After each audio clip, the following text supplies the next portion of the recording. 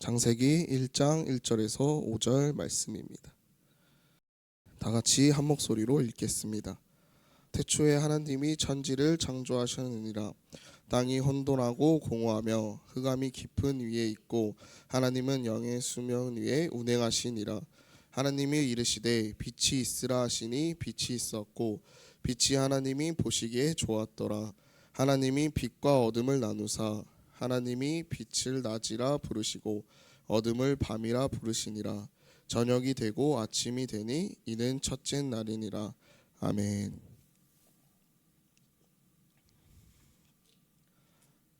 오늘은 창세기를 살펴보려고 합니다.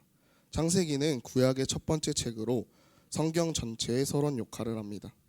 우주와 세계의 창조, 인류 역사의 시작, 이스라엘 민족의 기원을 다루고 있으며 하나님께서 아브라함과 이삭과 야곱과 맺으신 언약을 기록하고 있습니다.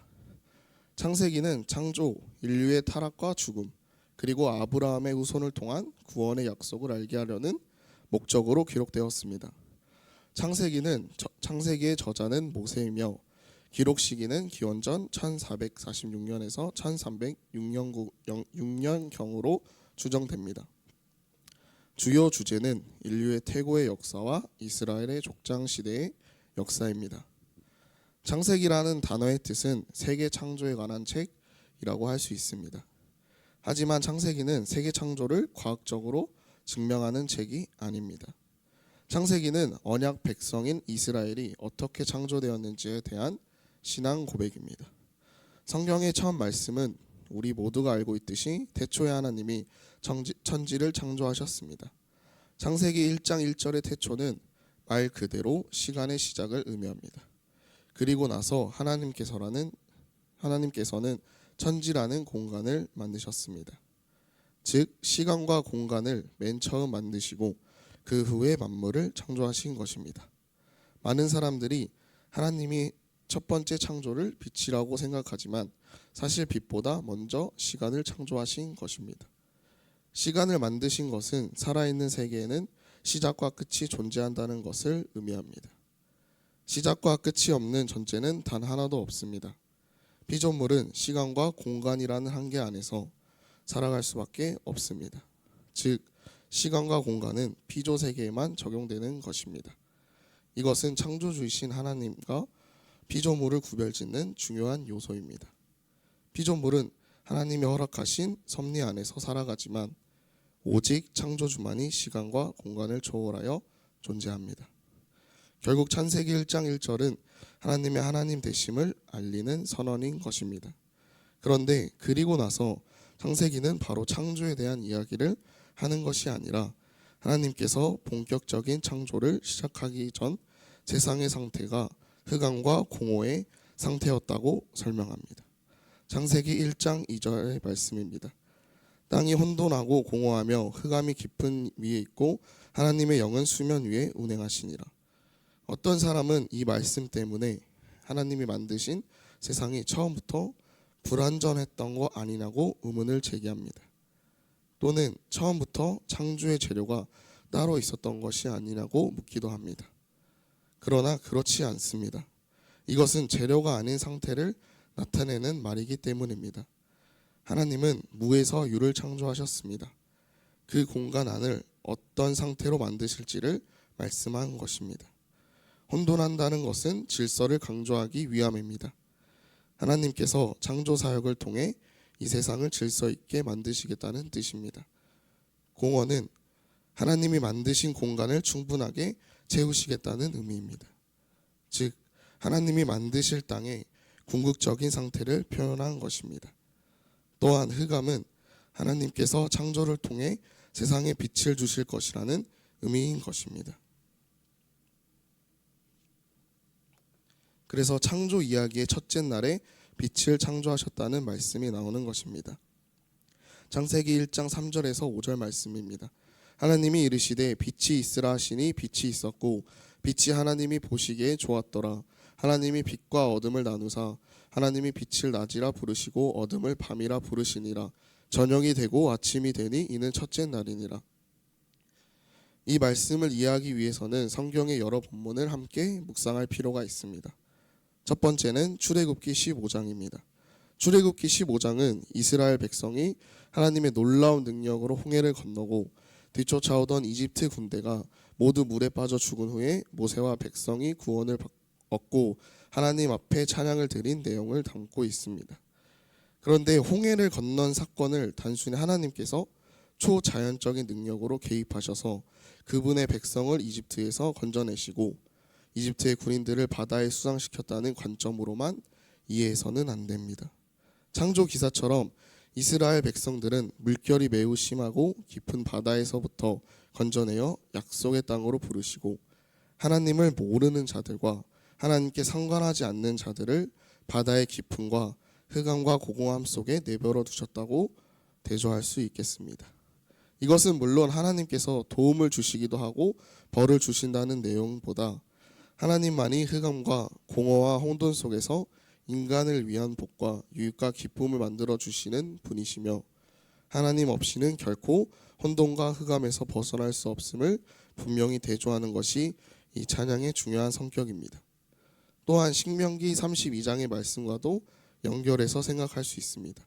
신명기 32장 8절부터 14절까지의 말씀을 보면 하나님께서 이스라엘 백성을 선택하시고 보호하시며 풍요롭게 하시는 내용을 담고 있습니다. 이스라엘 백성은 적과 꿀이 흐르는 약속의 땅으로 인도하시는 하나님의 모습은 단순히 종살이하던 애국과 풍요로운 가나안을 비교하는 것을 넘어섭니다. 이 말씀은 인간은 황무지밖에 만들 수 없음을 존재임을 강조하며 오직 하나님만이 적과 꿀이 흐르는 땅을 주실 분이심을 분명히 보여줍니다. 이는 창세기 1장 2절에 혼돈과 공허와 흑암에서 빛을 창조하시고 땅과 물을 나누시며 모든 생물을 자라게 하신 창조주 하나님의 능력을 떠올리게 합니다. 즉 하나님의 구원은 모든 것의 유일한 근원이신 그분으로부터만 가능하다는 것을 강조하고 있습니다. 이것은 예수 그리스도를 통한 구원 사역으로도 나타내는 내용입니다.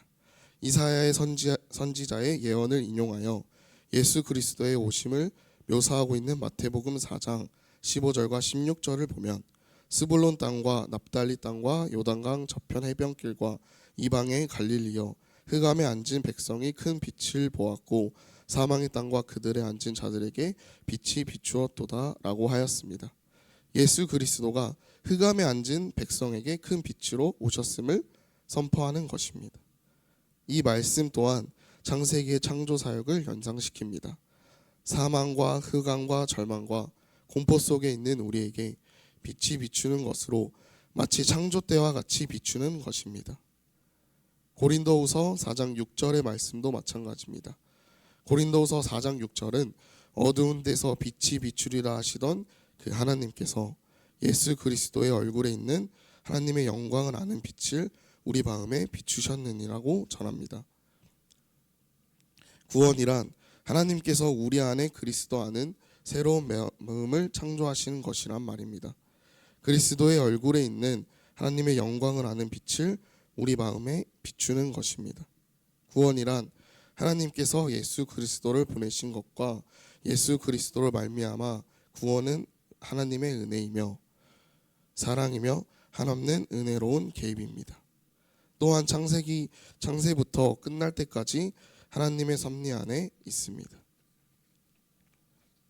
많은 사람들이 예수 그리스도를 주신 하나님에 대한 사랑은 말하면서도 하나님께서는 이미 태초에 우주를 창조하실 때부터 우리를 위하여 만드시고 편을 드시고 사랑하시고 다 주셨다는 것을 모릅니다. 그러나 성경은 놀라운 것으로 우리를 사랑하셨다고 말씀하고 있습니다. 너희가 약한 자라도 좋은 것을 자식에게 줄 알거든 하물며 하늘에 계신 너희 아버지께서 구하는 자에게 좋은 것으로 주시지 않겠느냐라고 하신 말씀이 이상하게 들리면 안 됩니다. 하나님은 그런 분이신 것을 알아야 합니다. 이것이 구약 성도들에게 어떻게 이해되고 있는지 시편 121편을 통해 알 수 있습니다. 시편 121편 1절에서 6절 말씀입니다. 내가 산을 향하여 눈을 들리라. 나의 도움이 어디서 올까? 나의 도움은 천지를 지으신 여호와께서로다. 여호와께서 너를 실족하지 아니하게 하시며 너를 지키시는 이가 졸지 아니하시리로다. 이스라엘을 지키시는 이는 졸지도 아니하시고 주무시지도 아니하시리로다. 여호와는 너를 지키시는 이라. 여호와께서 내 오른쪽에서 내 그늘이 되시나니 낮의 해가 너를 상하지 아니하며 밤의 달도 너를 해치지 아니하니로다. 우리의 도움은 어디서 온다고요? 시편 121편의 시인은 절망적인 상황 속에서 내가 산을 향해 눈을 들리라 나의 도움이 어디서 올 거라고 외칩니다. 그러나 이내 깨닫습니다. 나의 도움은 천지를 지으신 여호와께서로다. 우리의 삶은 예측할 수 없는 어려움과 고난으로 가득합니다. 마치 혼돈과 공허와 흑암, 깊은 속에 놓인 것 같을 때가 있습니다. 그러나 이러한 상황 속에서 우리를 천지를 지으신 하나님을 바라보아야 합니다. 하나님은 단순한 초월적인 힘을 가진 분이 아닙니다. 우리를 위하여 천지를 창조하신 분이십니다. 해와 달과 별을 만드시고 땅과 물을 나누시고 모든 생물을 자라게 하신 창조주 하나님. 그분은 우리의 삶 모든 영역에 관여하시고 우리를 도우시기를 원하십니다. 우리가 때로는 하나님의 은혜를 복을 망가뜨리는 어리석은 행동을 할지라도 하나님은 우리를 포기하지 않으십니다. 흑암과 공허와 혼돈, 깊은 속에 있는 우리에게 빛을 비추시고 손으로 흙을 빚어 우리를 만드신 그 열심과 사랑으로 우리의 인생을 복되게 하시며 결국에는 우리 입에서 찬송을 받아내실 것입니다. 낮의 해가 우리를 해치고 밤의 달이 우리를 괴롭히고 바람이 불고 비가 와도 그 어떤 것도 예수 그리스도 안에 있는 하나님의 사랑에서 우리를 끊을 수 없습니다. 천지를 지으신 하나님, 아들을 보내신 하나님이 우리의 든든한 버팀목이 되십니다.